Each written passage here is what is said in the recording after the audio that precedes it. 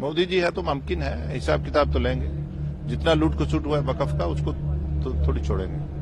लेकिन ये कह रहे हैं कि पूरी शाहीन बाग जैसी जगह जगह हम लोग प्रोटेस्ट करेंगे, ये किस ओर जाएगा? ये उकसाते हैं देश के मुसलमान को, इन्होंने बैकवर्ड रखा है, माफिया के साथ जोड़ा है, टेररिज्म के साथ जोड़ा है। वो देश का अल्पसंख्यक मुसलमान जो है मेन स्ट्रीम से जुड़ना चाहता है, और देश के वजीर आजम का जो टारगेट है कि हम तीसरी बड़ी ताकत बने दुनिया की, उसमें स्टार्टअप स्टैंडअप के जरिए मुसलमान चाहता है कि हम भी इसका हिस्सेदारी बने। मोदी जी है तो मुमकिन है, हिसाब किताब तो लेंगे।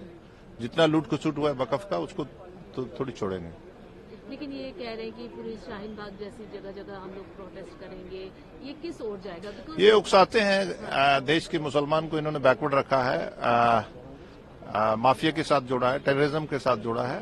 वो देश का अल्पसंख्यक मुसलमान जो है मेन स्ट्रीम से जुड़ना चाहता है, और देश के वजीर आजम का जो टारगेट है कि हम तीसरी बड़ी ताकत बने दुनिया की, उसमें स्टार्टअप स्टैंडअप के जरिए मुसलमान चाहता है कि हम भी इसका हिस्सेदारी बने।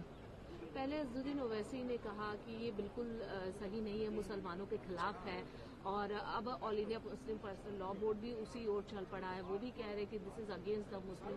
क्या आपको भी यही लगता है? दिस इज नहीं, ये बेस्ट इंस्टीट्यूशन बनेगा। जब हमारे यहाँ वैष्णो देवी में हमने बोर्ड बनाया था, तो वहाँ उस वक्त भी साधु समाज ने बड़ा प्रोटेस्ट करा था, लेकिन वैष्णो देवी जब बोर्ड बना, वो एक बेस्ट इंस्टीट्यूशन बन के आया, और आज उनका इंफ्रास्ट्रक्चर, उनके यूनिवर्सिटीज, उनके कॉलेजेस, कैंसर अस्पताल और बहुत सारी कई सुविधाएं उन्होंने दी है। ये गरीब समाज का, अल्पसंख्यक समाज का प्रॉपर्टी है, इसको उन्हीं के लिए इस्तेमाल होगा। ये सरकार को समझने की जरूरत है। बहुत विरोध है, आप खुद कह रहे हैं, मीडिया के साथ ही कह रहे हैं कि बहुत विरोध है। ऐसे में सरकार जो तानाशाही थोपने की कोशिश कर रही है, उसके खिलाफ लोकतांत्रिक तरीके से अगर संस्थाएं विरोध कर रही हैं तो अच्छी बात है, विरोध करना चाहिए। क्योंकि सरकार क्यों तानाशाही थोपना चाहती है? वक्फ की जमीनें लूट करके अपने उद्योगपति दोस्तों को देना चाहते हैं क्या?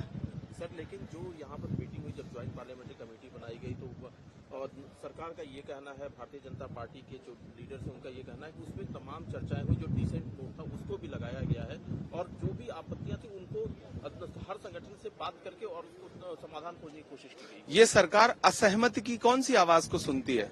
किस बिल पर इसने असहमति की आवाज को सुना है? इसी देश की पार्लियामेंट में 146 सांसदों को सस्पेंड करा करके 10 बिल पास कराए गए थे। ये असहमति की आवाज सुनने वाली बात हुई। जेपीसी का गठन क्यों किया आपने, जब जेपीसी के सदस्यों की राय को सुनना ही नहीं था? ये सरकार पूरी तरह से झूठ बोल रही है। सरकार पूरी तरह से तानाशाही पर उतारू है। सर, एक सवाल और है। प्रधानमंत्री जी का जो पॉडकास्ट है उसमें गोधरा का उन्होंने जिक्र करते हुए कहा, जब उनसे सवाल पूछा गया, उन्होंने कहा जिन हालात में हमने सत्ता संभाली थी गुजरात की, 3 दिनों के बाद गोधरा कांड हुआ, और उसके बावजूद दंगे जो है उनको कंट्रोल किया गया, और उसके बाद कोई दंगे नहीं हुए। प्रधानमंत्री जी ने क्या कहा है कि हमने जिन हालात में सत्ता संभाली थी।